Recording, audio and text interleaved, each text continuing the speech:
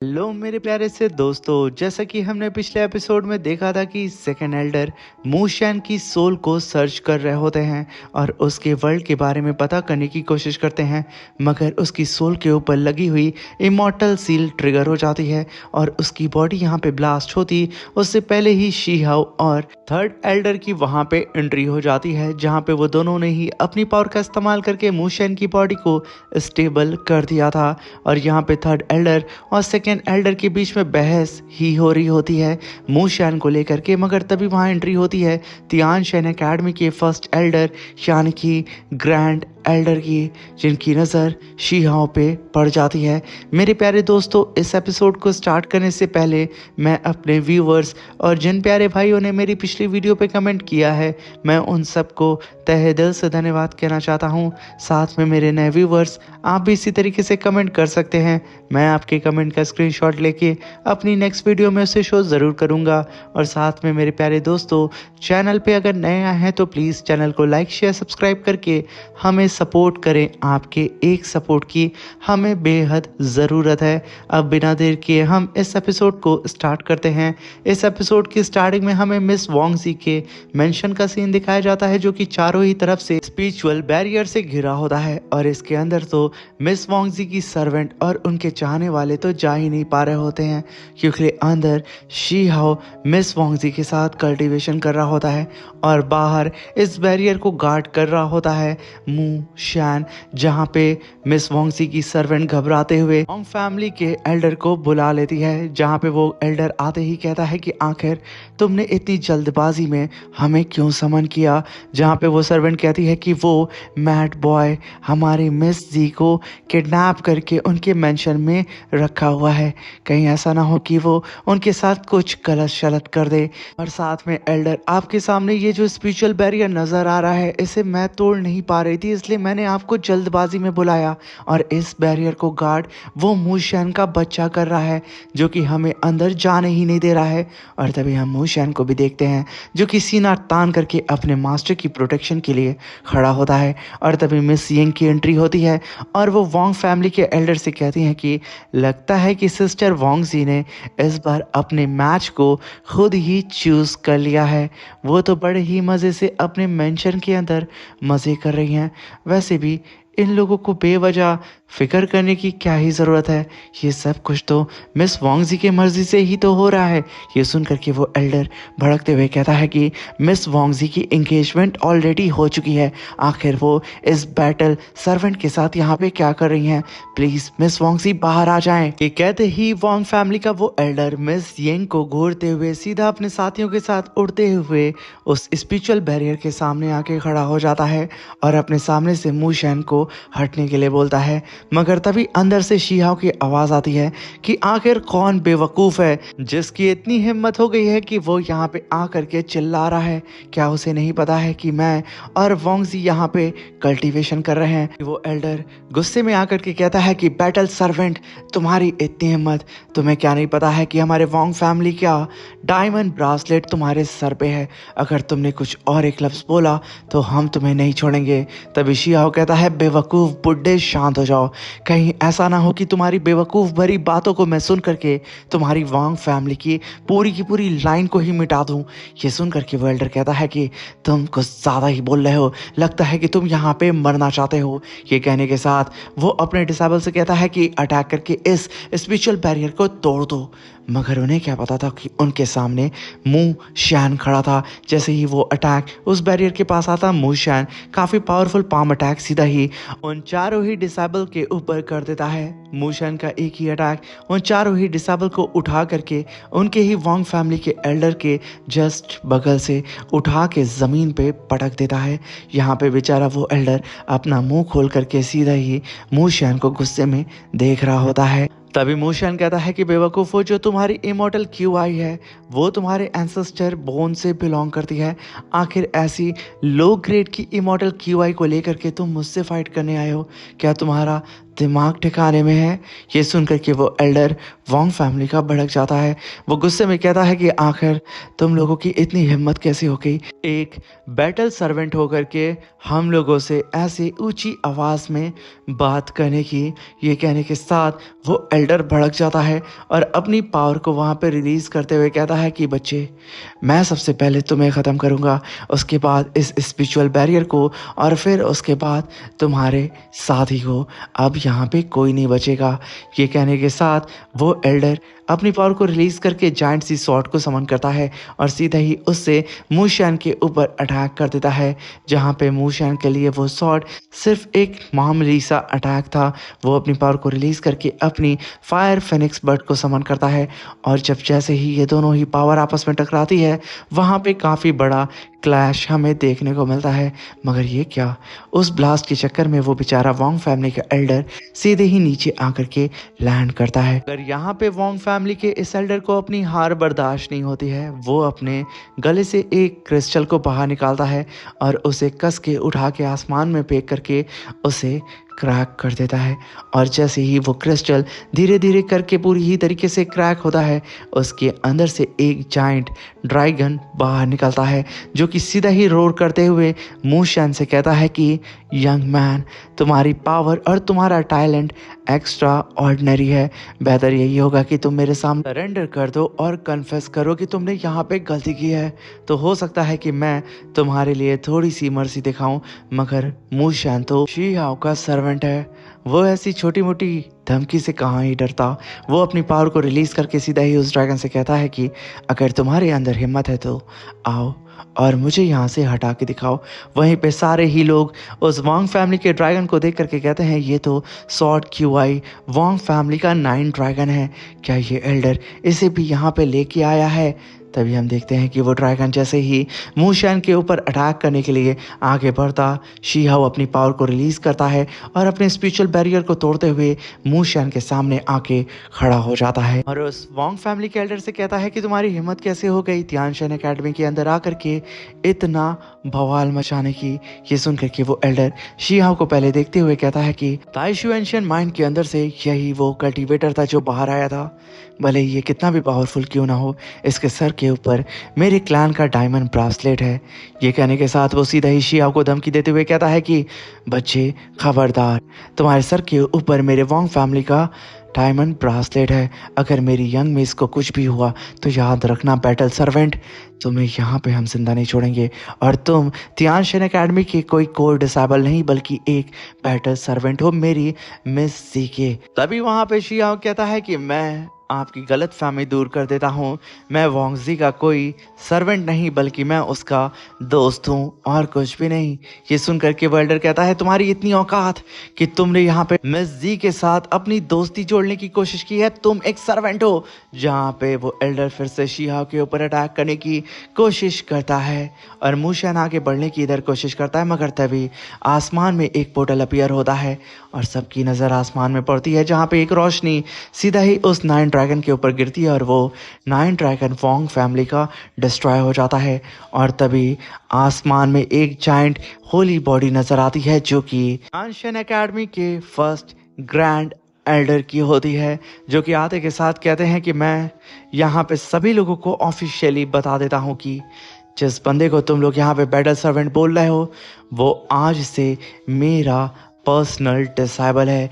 ये कहने के साथ यहाँ पे ग्रैंड एल्डर अपने टोकन को सीधा ही शी हाओ को दे देते हैं और साथ में शी हाओ को कल्टीवेट करने के लिए एंशियन एकेडमी में जो 5 पैलेस होते हैं जो कि सबसे ज़्यादा पावरफुल पैलेस में से एक थे, उनमें से एक पैलेस वो शी हाओ को दे देते हैं जहाँ पे वो बड़े ही आराम से अपनी कल्टीवेशन को कर सकता है।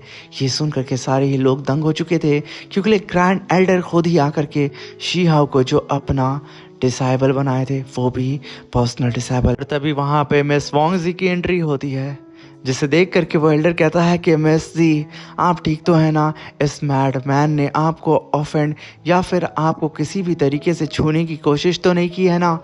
तभी वहाँ पे मिस वोंगजी उस एल्डर की तरफ देखती है और इशारे में नहीं बोलते हुए कहती है कि आखिर तुम लोगों का दिमाग तो ठीक है। इमॉर्टल बैटलफील्ड के अंदर मुझे एंशिएंट हार्ट ड्रीम स्क्रिप्चर मिला था और उस एंशिएंट स्क्रिप्चर को मैं अच्छे ढंग से समझ नहीं पा रही थी, इसलिए मेरा बैटल सर्वेंट मेरी मदद कर रहा था एकांत में उसे समझने में। तो आखिर तुम लोगों ने कब ये सब खिचड़ी पका ली? ये सुन करके सब के सब आपस में बात करने लगते हैं कि क्या मिस वोंगजी सही बोल रही हैं? क्या वो अंदर एंशिएंट हार्ट ड्रीम स्क्रिप्चर को कल्टीवेट कर रही थी इसके साथ? तभी मिस वोंगजी कहती हैं कि आखिर तुम लोग आपस में क्या बकवास बातें कर रहे हो? मैंने कहा ना, मैं वहाँ पे अपनी कल्टीवेशन कर रही थी। तभी वो एल्डर कहता है कि मिस वोंगजी, आपका ये जो बैटल सर्वेंट है वो बहुत ही बदतमीज़ है और उतने ही ज़्यादा रूड है। प्लीज़ आप अपने डायमंड ब्रासलेट का इस्तेमाल करके अपने इस बैटल सर्वेंट को सबक सिखाएं। कहते हुए वो एल्डर मिस वोंगजी से कहता है कि आपके सर्वेंट को डिसिप्लिन में लाना बहुत ज़रूरी है। तभी यहाँ पे मिस वोंगजी कुछ बोलती उससे पहले ही शी हाउ फायर हो चुका था। वो अपनी पावर को रिलीज करते हुए सीधा ही गुस्से में उस एल्डर से कहता है कि आखिर तुम लोगों को इस ब्रोकन डायमंड ब्रासलेट पे इतना घमंड क्यों है? क्या ये कोई हेवन है? मेरे लिए ये सिर्फ एक छोटा सा मेटल का टुकड़ा है और आज मैं तुम्हारी वोंग फैमिली का घमंड इसे तोड़ करके चूर चूर कर दूंगा। ये कहने के साथ शी हाओ अपनी पावर को रिलीज करके उस डायमंड ब्रासलेट को क्रैक करने लगता है, जहाँ पे शी हाओ की सोल सी से उसकी प्रीमॉर्डियल सोल बाहर निकलती है। मगर ये क्या, डायमंड ब्रासलेट की खासियत होती है कि वो जिसके भी सर में होता है उसकी सोल को डैमेज कर देगा अगर वो बंदा उसे फोर्सफुली तोड़ने की कोशिश करे। मगर शी हाओ की तो प्रीमॉर्डियल सोल को यहाँ पे कुछ होता नहीं है और वहीं पे शी हाओ के पीछे एक जाइंट सा फॉर्मेशन भी बना होता है, जहाँ पे शी हाओ की प्रीमॉर्डियल सोल उसकी सोल सी में वापस सेफली चली जाती है। और तभी शी हाओ के पास्ट का सीन देखते हैं, जहाँ पे तियानशन एकेडमी के फर्स्ट ग्रैंड एल्डर ने शी हाओ को ये सोल प्रोटेक्टिंग एरे दिया था एज अ गिफ्ट, क्योंकि वो जानते थे कि ये जो बंदा है कोई बैटल सर्वेंट नहीं बल्कि शी हाओ है। और इसी सोल प्रोटेक्टिंग मेथड की वजह से उस डायमंड ब्रासलेट का असर शी हाओ की सोल पे हो ही नहीं रहा होता है, जहाँ पे शी हाओ फर्स्ट ग्रैंड एल्डर से ये रिक्वेस्ट करता है कि उसकी जो रियल आइडेंटिटी है उसे वो सीक्रेट रखें, क्योंकि बैटल फील्ड के अंदर उसके बहुत सारे दुश्मन छुपे बैठे हैं उसका शिकार करने के लिए, जिसके लिए ग्रैंड एल्डर शी हाओ की बात को मान जाते हैं। और उसी टाइम ही शी हाओ को वो अपना डिसेबल मान चुके थे, जहाँ पे शी हाओ अब प्रेजेंट टाइम में अपनी डिवाइन थंडर को अपने दोनों ही हाथ में समन करता है और अपनी पावर को रिलीज करके सीधा ही उस डायमंड ब्रासलेट को अपने हाथ से ही पकड़ लेता है। और जैसे ही शी हाओ ने अपनी डिवाइन थंडर को ट्रांसफर किया था उस डायमंड ब्रासलेट के अंदर, वो डायमंड ब्रासलेट टूट के चकनाचूर हो जाता है एक ब्लास्ट के साथ, जहाँ पे शी हाओ के हाथ में 2 टुकड़ों में वो डायमंड ब्रासलेट था। जहाँ पे शी हाओ उस एल्डर से कहता है कि देखो, मैंने तुम्हारे वोंग फैमिली के गुरूर को चकनाचूर कर दिया। ये देख के वो एल्डर की जल चुकी थी। और तभी शी हाओ उस डायमंड ब्रासलेट के टूटे हुए पार्टिकल को सीधे ही उठा करके मिस वोंगजी की तरफ भेज देता है और मिस वोंगजी से कहता है कि हमने उस एंशिएंट बैटलफील्ड के अंदर काफ़ी अच्छी फाइट एक साथ में लड़ी है, मगर अब हम दोनों का ही रास्ता अलग होता है। अब से तुम अपना ख्याल खुद से रखना। ये कहने के साथ वो मूशैन को लेकर के सीधा ही अपने मेंशन की तरफ निकल जाता है, जहाँ पे बेचारी मिस वोंगजी बिना ही कुछ किए अपने हाथ से शी हाओ को गवा चुकी थी उस बेवकूफ़ वोंग फैमिली के एल्डर की वजह से।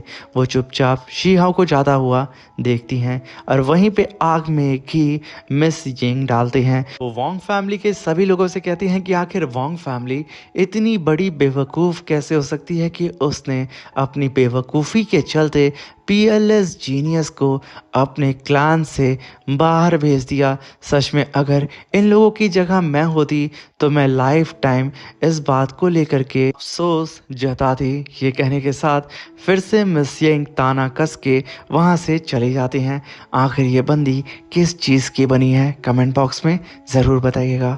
तभी हम देखते हैं कि शी हाओ और मूशैन वो दोनों ही अपने मेंशन में आ चुके थे।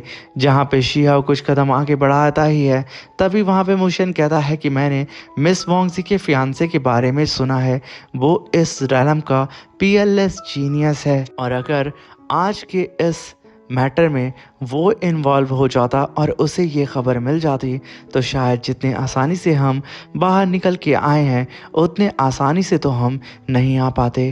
तभी शियाओ आगे चलते चलते रुकते हुए सीधा ही मूशैन की तरफ पलटता है और मुस्कुराते हुए कहता है कि ब्रदर मूशैन, मैंने तो सोचा नहीं था कि तुम भी मेरी तरह गॉसिपिंग किंग निकलोगे। सच में मज़ा आ गया मेरे भाई, मेरे जैसे बिल्कुल तुम भी निकले। तभी बेचारा मूशियन कहता है कि अरे नहीं, मैं कोई गॉसिपिंग नहीं कर रहा था और ना ही मैं किसी से बात कर रहा था, बस मैं रास्ते में चल रहा था तो मैंने लोगों की बात सुन ली और कुछ नहीं। तभी शियाओ कहता है कि क्यों ना मेरे भाई तुम अपने वर्ल्ड के बारे में मुझे बताओ कि आखिर तुम्हारा वर्ल्ड कैसा दिखता है और हमारे वर्ल्ड से कितना डिफरेंट है, क्या वो भी इसी की तरह इतना खूबसूरत है। जहाँ पे मूशियन अपनी मुट्ठी को बंद करके कुछ बोलने की कोशिश करता है और वहीं पे शिहाओ बक बक बक बक किए जा रहा होता है और उसके सामने ढेर सारे क्वेश्चंस को रख देता है। मगर तभी शिहाओ के सामने एक लेटर अपीयर होता है और वो लेटर से आवाज़ आती है कि एकेडमी का पाथ ओपन होने वाला है, सारे ही स्टूडेंट जल्द से जल्द मार्शल आर्ट फील्ड के अंदर आ जाए।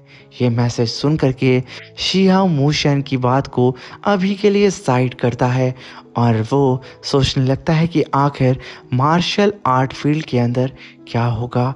तभी सीन शिफ्ट होता और हमें मार्शल आर्ट फील्ड का सीन दिखाया जाता है, जहाँ पे सारे ही डिसेबल्स वहाँ पहुँच चुके थे और उनके सामने थर्ड और सेकंड एल्डर मौजूद होते हैं। फिर वहाँ पे थर्ड एल्डर कहते हैं कि आज हम आप लोगों को 2 कल्टीवेशन के मेथड को सिखाने वाले हैं, इसलिए आप सभी लोग सारी ही चीज़ों को बड़े ही ध्यान से सुनिएगा। वो बताते हैं कि सेकंड एल्डर के हाथ में जो जेड है वो एंशिएंट इमॉर्टल मेथड जेड है, और जो मेरे हाथ में जेड आपको नज़र आ रहा है वो एंशिएंट इमॉर्टल मॉडर्न जेड है। ये दोनों ही अलग अलग कल्टीवेशन है। अगर साफ शब्दों में आपको समझाया जाए तो एंशिएंट इमॉर्टल जो मेथड है वो बहुत ही ज़्यादा डिफ़िकल्ट है। अगर आप इसे कल्टीवेट करते हैं तो आपको पहले अपनी इमॉर्टल क्यूआई को कल्टीवेट करना होगा। जैसे ही आप उसे एक्टिवेट करेंगे आपकी इमॉर्टल क्यूआई एक्टिवेट हो जाएगी इमॉर्टल सीड में। इसलिए ये जो एंशिएंट इमॉर्टल मेथड है ये एक्सट्रीमली डिफ़िकल्ट है, और अगर आप एंशिएंट इमॉर्टल मॉडर्न मेथड को समझना चाहते हैं तो ये आपके लिए काफ़ी आसान होगा। और अगर आपने इसे कल्टीवेट किया तो आपको इमॉर्टल क्यूआई को कल्टीवेट करने की ज़रूरत ही नहीं है, आपके पास अपने आप ही आपकी इमॉर्टल सीड अपीयर हो जाएगी। अभी वहाँ पे याओ कहता है कि थर्ड एल्डर आपका कहना ये है कि अगर हम लोग इस एंशिएंट इमॉर्टल मॉडर्न मेथड को कल्टीवेट करते हैं तो हमें इमॉर्टल क्यूआई को कल्टीवेट करना ही नहीं होगा। तभी थर्ड एल्डर कहते हैं कि हाँ ये सच है, मगर इसके लिए तुम्हारे पास नेचुरल टैलेंट होना चाहिए, क्योंकि ये जो मॉडर्न मेथड है ये एंशिएंट इमॉर्टल मेथड से ही बनाया गया है। और इस मॉडर्न मेथड के अंदर हम सीनियर्स ने जो चीज़ें सीखी हैं वो सारी चीज़ें इसके अंदर है। जब आप इसे कल्टीवेट करेंगे तो आपकी कल्टीवेशन बड़ी ही स्मूथ होगी, मगर इस मेथड को कल्टीवेट करने के लिए आपके पास एक जज्बा होना चाहिए कि आप अपने नए पाथ को बना सकें। तभी थर्ड एल्डर की नज़र हुआंग के ऊपर पड़ती है और वो कहते हैं कि लिटिल फैटी तुम। तभी बेचारा हुआंग कहता है कि थर्ड एल्डर आपको कोई गलत फहमी हुई है, मैंने आज तक किसी भी नए पाथ को तो इन्वेंट किया ही नहीं है, शायद आपको नज़र का धोखा हो चुका है। ये कहते हुए हुआंग वहाँ पे थर्ड एल्डर को मना कर रहा होता है, मगर थर्ड एल्डर उससे बड़े ज़िद्दी थे। वो अपनी पावर से सीधा ही हुआंग को उसकी जगह से उठा करके अपने सामने पटक देते हैं और उसके ऊपर अपनी आई से काफ़ी पावरफुल स्पिरिचुअल अटैक कर देते हैं, जिसे रोकने के लिए हुआंग अपनी 10,000 सॉर्ड स्किल को समन करता है, जिसे देख करके थर्ड एल्डर कहते हैं कि यही न्यू पाथ है। इस फैटी ने काफ़ी अच्छे से अपने पाथ को छुपा के रखा हुआ है। इसने कई सारी सॉर्ड को रिफाइन करके अपने लिए नया एरे बनाया, जिसका नाम इसने 10,000 सॉर्ड एरे रखा हुआ है। मैं इसी की बात कर रहा हूँ।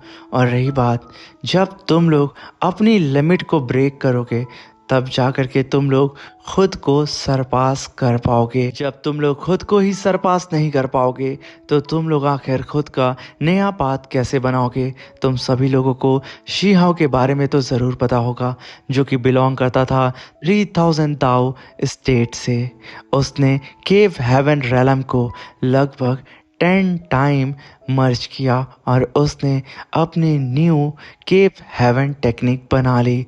और मैं तुम लोग को बता दूं कि अगर उसने एक और बार केव हेवन टेक्निक को अपनी 10 केव हेवन टेक्निक से फ्यूज़ कर दिया तो वो इस पूरे वर्ल्ड में इनविजिबल हो जाएगा। उसका मुकाबला कोई भी नहीं कर पाएगा। इसलिए तुम सभी लोग अपने दिल से यहाँ पे अपने लिए या तो फिर एंशियंट टेक्निक या फिर मॉडर्न टेक्निक को सेलेक्ट करो। तभी वहाँ पे सेकेंड एल्डर कहते हैं कि मैं तुम सबको बता दूं कि जब तुम लोग इस एकेडमी के सीक्रेट रैलम के अंदर जाओगे तो सीक्रेट रैलम तुम्हारी कल्टीवेशन में तुम्हें असिस्ट करेगा। तुम यहाँ पे जिस भी पाथ को सेलेक्ट करोगे सीक्रेट रैलम तुम्हें पूरी ही तरीके से तुम्हारी हेल्प करेगा उसे कल्टीवेट करने में। जिसे सुन के सारे डिसेबल कहते हैं कि आखिर एकेडमी का सीक्रेट रैलम हमें कैसे असिस्ट करेगा। तभी हम हुआंग को देखते हैं जो कि छुपते छुपाते एंशियंट इमॉर्टल मेथड की तरफ जा रहा होता है, जहाँ पे एक तरफ मॉडर्न और दूसरी तरफ एंशियंट मेथड वाले कल्टीवेटर खड़े होते हैं। मगर हुआंग के ऊपर नज़र थर्ड एल्डर की पड़ जाती है और वो तुरंत अपनी पावर से उसे उठा करके मॉडर्न मेथड की तरफ पटक देते हैं, क्योंकि उसके अंदर ये काबिलियत थी कि वो इस मॉडर्न मेथड को कल्टीवेट कर सकता था। तभी शी हाओ की एंट्री होती है और दोनों ही साइड के लोग शी हाओ की तरफ देखने लगते हैं कि आखिर अब ये बंदा किस मेथड को यहाँ पे चूज़ करेगा। जहाँ पे थर्ड एल्डर भी बड़े ही ज़्यादा शॉक्ड होकर के शी हाओ की तरफ देखने लगते हैं और वो बहुत ज़्यादा कोशिश कर रहे होते हैं कि शी हाओ उनके मॉडर्न मेथड को सेलेक्ट करे। जहाँ पे शी हाओ उन दोनों ही मेथड के सामने खड़े होकर के मॉडर्न मेथड की तरफ अपनी फिंगर को करता है, मगर सडन शी हाओ अपनी फिंगर को एंशियंट इमॉर्टल मेथड की तरफ करके उसे सेलेक्ट कर लेता है। जिसे सुन करके बेचारे थर्ड एल्डर कहते हैं कि वॉट, आखिर उसने ये क्या किया। इसी के साथ मेरे प्यारे दोस्तों ये शानदार सा एपिसोड ख़त्म होता है। अब मिलते हैं इसके नेक्स्ट एपिसोड में। वीडियो अच्छी लगी हो तो प्लीज़ चैनल को लाइक शेयर सब्सक्राइब करके हमें सपोर्ट ज़रूर करिएगा। आपका एक सपोर्ट हमारे लिए बहुत ज़्यादा इम्पॉर्टेंट है। Thank you for watching. Bye bye, take care.